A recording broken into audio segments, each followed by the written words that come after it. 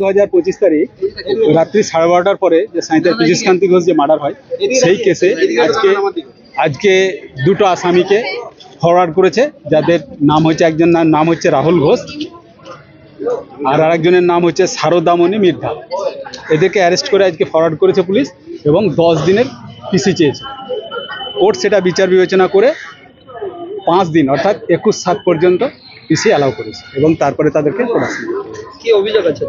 এদের বিরুদ্ধে ডাইরেক্ট ইনভলভের আছে অভিযোগ আছে। কোনো আর্মস বা যে গুলি চালানোর ঘটনা ঘটেছে? হ্যাঁ, ও না, কিছু উদ্ধার এদের কাছ থেকে হয়নি, তবে গুলি চালানোর ঘটনা যে ঘটেছে সেটা পুরো।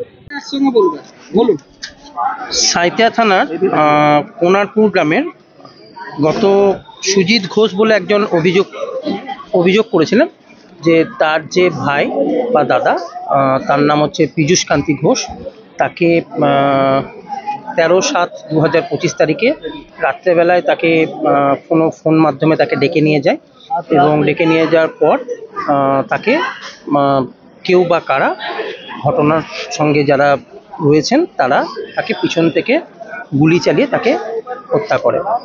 এই ঘটনার পরিপ্রেক্ষিতে গত তদন্তকারী অফিসার এখানে ওনাদের অভিযোগের বেসিসে একটা অভিযোগ রুজু হয়, যার সাঁইথিয়া থানাতে মকদ্দমাটি রুজু হয়, যার কেস নাম্বার হচ্ছে সাঁইথিয়া পিএস কেস নাম্বার হচ্ছে 311/2025, ডেটেড হচ্ছে 13/7/2025 under section 103 subsection 1 of BNS and 25 and 27 arms act.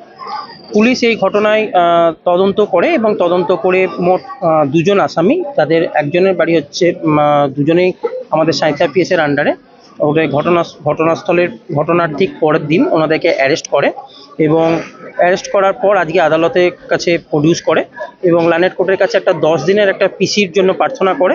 লানেট court উভয় পক্ষের হিয়ারিং এবং সকল কিছু ওনার যে স্টেটমেন্ট সমস্ত কিছু শোনার পর আগামী 24/7/2025 তারিখে ওনাকে 21/7/2025 তারিখে ওনাকে 5 দিনের পিসি অ্যালাউ করেন এবং 5 দিনের জন্য পুলিশ হেফাজতে পাঠান।